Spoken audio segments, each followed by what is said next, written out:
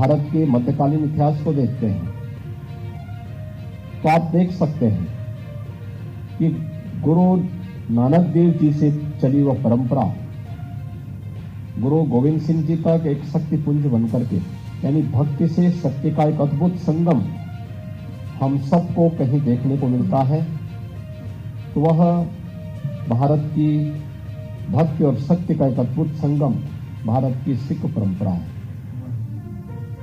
क्योंकि दुनिया के अंदर ऐसा कहीं नहीं, और मैं तो कह सकता हूं कि गुरु नानक देव जी का समय कौन सा था जब बाबर के हमले भारत के अंदर होते हुए दिखाई दे रहे हैं, और गुरु गोविंद सिंह जी महाराज तक आते आते ये हमले भले ही तेज होते हुए दिखाई दे रहे हों, लेकिन भारत का सिख इतिहास इस बात को कहता है कि उन विदेशी आतताइयों का अंत सिखों ने ही अपने समय में हमारे इन गुरु परंपरा ने ही उस समय कर दिया था। उन्हें इतना छेड़ कर दिया कि वे आगे पूरे भारत को इस्लाम में बदलने की जिस मंशा के साथ आए थे, आज भारत भी बचा है, भारत का सनातन धर्म भी बचा है।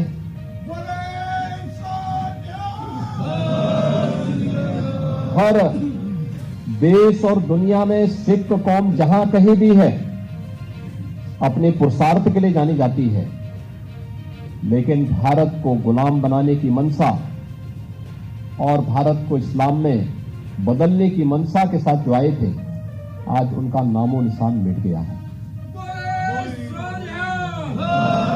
यानी ये चीज हमें बात बताती है कि भारत की ये गुरु परंपरा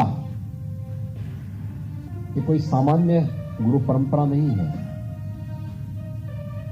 ये दिव्य परंपरा है। ये परंपरा है जो अपने एक विशिष्ट आयोजन के लिए, विशिष्ट मार्गदर्शन करने के लिए उस कालखंड में हिंदुस्तान को बचाने के लिए ही आई थी, और देश और धर्म का बचाव करते हुए उन्होंने एक मार्ग हम सबको दिखाया। उस मार्ग का अनुसरण करते हुए हम हमेशा इस बात को ध्यान में रखें, व्यक्ति हो या समाज, कोई जाति हो या समुदाय, अपने इतिहास को विस्मृत करके वह कभी अपने उज्जवल भविष्य को आगे नहीं बढ़ा सकता। और मैं आप सबका अभिनंदन करूंगा जब हमारा एक एक सिख बंधु सिखी परंपरा का सम्मान करते हुए उसको मजबूती के साथ आगे बढ़ाने का कार्य करता है, तो वास्तव में आप देश और धर्म के प्रति गुरु परंपरा की उन प्रतिबद्धताओं को आगे बढ़ाने का कार्य करते हैं जो मध्यकाल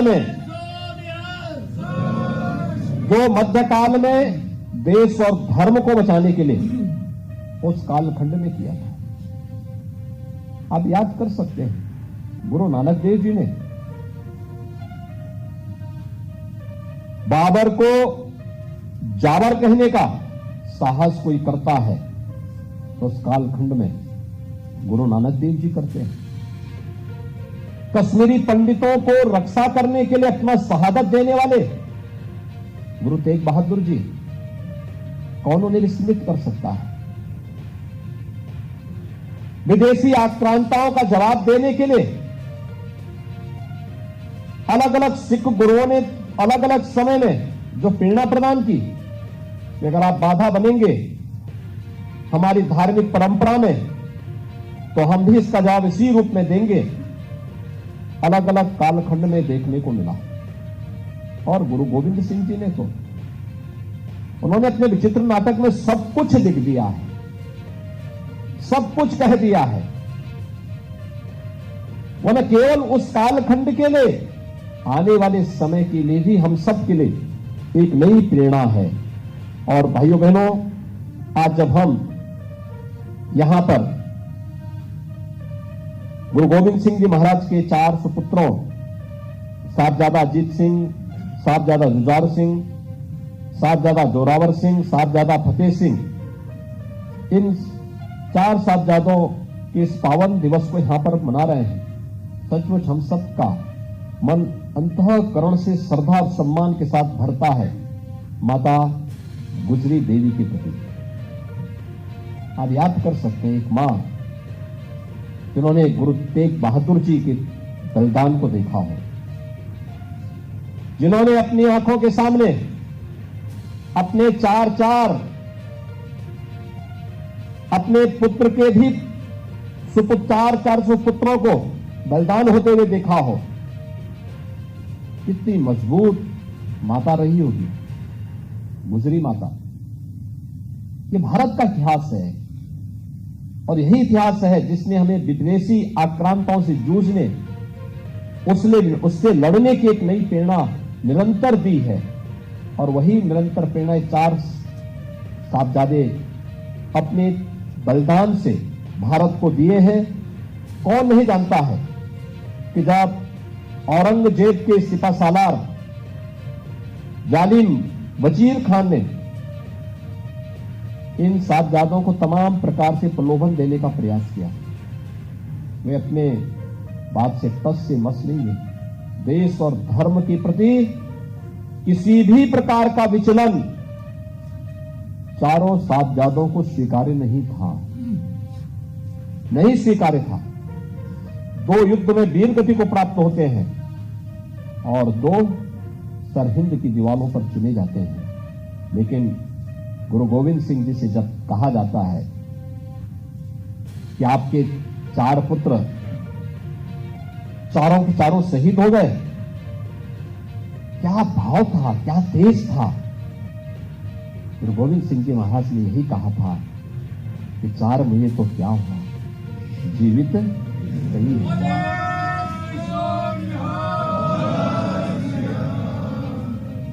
कि जीवित कई हजार की बात जब वे कहते हैं, इस सनातन धर्म की रक्षा करने के अपनी वचनबद्धता को ही आगे बढ़ाने का कार्य करते हैं। उन्होंने यही कार्य किया। ये 4 मुए तो क्या हुआ, जीवित कई हजार का मतलब ये जितने भी अभी हैं ये सब मेरे ही पुत्र हैं, यानी पूरा हिंदुस्तान मेरा पुत्र है। और इन सब के लिए हम आगे अपना कार्य करेंगे। जो ये भाव है, ये भाव हम सबके मन में गुरु परंपरा के प्रति अपार श्रद्धा का भाव पैदा करता है। और इन अपना सौभाग्य मानता हूं, मुख्यमंत्री आवास में कोई अन्य धार्मिक कार्यक्रम नहीं होता है, कोई अन्य कार्यक्रम नहीं होता है। लेकिन मेरा यह मानना है यहां पर कार्यक्रम होने चाहिए, वे होने चाहिए जो भारत के इतिहास को एक नई दिशा देते हैं। और भारत के इतिहास को नई दिशा देने वाला एक कार्यक्रम है साहबजादों के प्रति सम्मान का भाव। आज की वर्तमान पीढ़ी को एक नई दिशा देने का कार्य।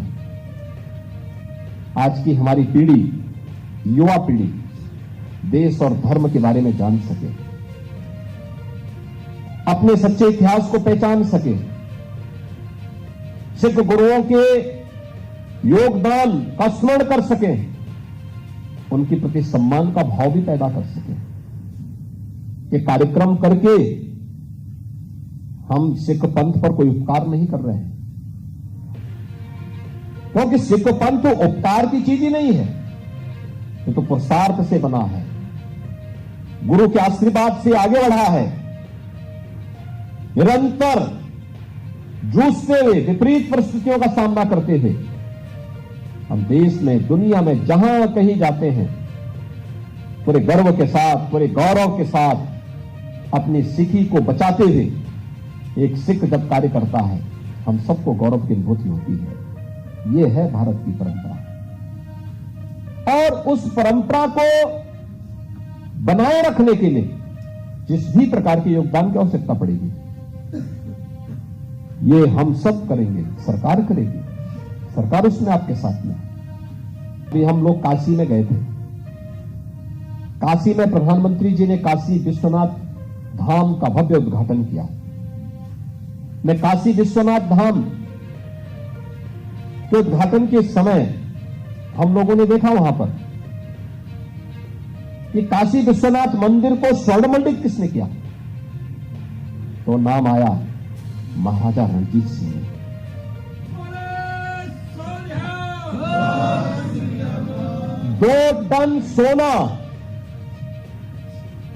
2 टन सोना लेकर के वे काशी विश्वनाथ मंदिर में आए थे और काशी विश्वनाथ मंदिर को स्वर्णमंडित किए। औरंगजेब तोड़ता है और महाराजा रणजीत सिंह मंदिर को स्वर्णमंडित करते हैं। अब ये तो दृष्टि है, हम औरंगजेब को सम्मान देंगे या महाराजा रणजीत सिंह को सम्मान देंगे। कश्मीर से कश्मीरी हिंदुओं को, कश्मीरी पंडितों को भगाने वाले कौन लोग थे, कौन नहीं जानता। और वह विदेश गुलाम था, विदेशी हमलों को झेल रहा था, तब कश्मीरी पंडितों की रक्षा करने वाले और उसके लिए अपना बलिदान देने वाले गुरु तेग बहादुर जी महाराज थे। और पहली बार आपने देखा होगा, एक नवजात शिशु अपने पिता को प्रेरणा दे रहा है शहादत के लिए। किसके लिए शहादत के लिए? कश्मीरी पंडितों को बचाने के लिए। ये भारत के इतिहास में कहीं और दुनिया के इतिहास में कहीं नहीं देखने को मिलता है। एक बालक अपने पिता को कह रहा हो कि पिता, आपसे ज्यादा अच्छा बलिदान और किसका हो सकता है? अपने लिए नहीं, अपने परिवार के लिए नहीं, अपने खानदान के लिए नहीं, अपने समुदाय के लिए भी नहीं, कश्मीरी पंडितों को बचाने के लिए।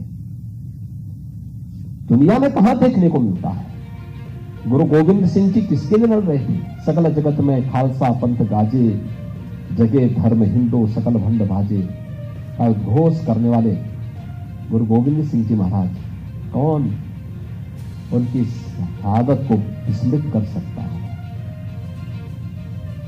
यानी ये अपूर्व योगदान, ये दिव्य शक्तियां थी, ये सामान्य शक्तियां नहीं थी, सामान्य गुरु की सामान्य परंपरा नहीं थी, ये दिव्य विभूतियां थी। हम सबको एक नया तेज देने के लिए, एक नया, यानी उस कालखंड में जब सर्वत्र अंधेरा ही अंधेरा दिखाई दे रहा था लोगों के सामने, अंधकार ही अंधकार था, जीवन की कोई आस नहीं थी, उस समय जीवन की आस लेकर के कोई आया था तो गुरु नानक देव जी से लेकर के गुरु गोविंद सिंह जी महाराज तक सिख परंपरा आई थी। और सिख परंपरा के प्रति श्रद्धा और सम्मान का भाव हर भारतीय का दायित्व बनता है। और उस सम्मान और श्रद्धा के भाव के साथ ही आज हम सब यहां पर जुड़े हुए हैं। मैं इस अवसर पर आप सबका अभिनंदन करता हूं और मुझे प्रसन्नता है कि इस वर्ष भी हम सबको यहां पर एकजुट होने का अवसर प्राप्त हुआ है। यद्यपि हम लोग चाहते थे और भव्य स्तर पर एक कार्यक्रम होने चाहिए, सामान्य कार्यक्रम नहीं होने चाहिए, बहुत भव्यता के साथ। और मैं तो कहता हूं, अलग विषय है, गुरुद्वारा हमारे लिए पवित्र स्थल है, गुरुद्वारों में हम लोग जाते हैं कार्यक्रमों में, लेकिन केवल गुरुद्वारों तक ही सीमित क्या होने चाहिए? गुरु परंपरा के कार्यक्रम हर हिंदू घर में होने चाहिए, हर भारतीय के घर में होने चाहिए। भारत की एकता और अखंडता, भारत की स्वाधीनता के प्रति जो भी व्यक्ति सजग है, उसके मन में गुरु परंपरा के प्रति श्रद्धा और सम्मान का भाव इसी रूप में आगे बढ़ना चाहिए। और मैं आप सबको इस बात के लिए आश्वस्त करता हूं, प्रधानमंत्री मोदी जी हो, भारत की पूरी सरकार है, उत्तर प्रदेश की सरकार है, भाजपा शासित जितने भी सरकारें हैं, वे सभी गुरु परंपरा के प्रति वही श्रद्धा और सम्मान का भाव व्यक्त करते हुए निरंतर एक जो भी जिस भी स्तर पर उसे आगे बढ़ाने की आवश्यकता पड़ेगी, हम लोग उन कार्यक्रमों को आगे बढ़ाएंगे। और मैंने तो पहले भी कहा था, प्रस्ताव बना करके गुरुद्वारों के बारे में, ऐतिहासिक पृष्ठभूमि से जुड़े हुए गुरुद्वारों के बारे में क्या कुछ किया जाना चाहिए। मैं जाता हूं याहागंज गुरुद्वारे में, कितना वहां पे संकरा है, कितनी भीड़ होती है, लेकिन वहां पर कार्यक्रम करने के लिए अवसर नहीं मिल पाता। उसके विस्तारीकरण पर हमें विचार करने की आवश्यकता है, कैसे हो सकता है, उसकी प्लानिंग होनी चाहिए। ऐसे ही अन्य स्थलों पर भी ऐतिहासिक, कहां गुरु तेग बहादुर जी महाराज आए थे, गुरु गोविंद सिंह जी महाराज बचपन में वहां आए थे। इतनी ऐतिहासिक परंपरा से जुड़े हुए स्थल और एक तंग गली में सीमित रह जाएं। एक विस्तृत कार्य योजना का एक प्लान उसका तैयार होना चाहिए। हम लोग इसमें और भी सहयोग का भरपूर सहयोग करेंगे। सरकार इसमें पूरा सहयोग करेगी। और यही नहीं, यहाँ पे सिख गुरुओं के इतिहास को लेकर के संग्रहालय की बात हो रही। मुझे आज एक पत्र मिला है और मैं चाहूंगा इसकी एक प्लानिंग हो, अच्छी हो, ऐतिहासिक भी हो, लेकिन साथ साथ इतिहास के साथ जोड़ते हुए घटनाओं के साथ हो, तकनीक के साथ जोड़ते हुए। अब तकनीक काफी आगे बढ़ चुकी है और तकनीक के साथ जोड़ते हुए अगर हम इस कार्यक्रम को आगे बढ़ाएंगे, वर्तमान पीढ़ी उसके साथ जुड़ेगी, बहुत मजबूती के साथ जुड़ेगी। राज्य सरकार का इस संबंध में आपको भरपूर सहयोग मिलेगा। हमारे चैनल को लाइक, शेयर और सब्सक्राइब जरूर करें और नई अपडेट्स के लिए बेल आइकन दबाना ना भूलें।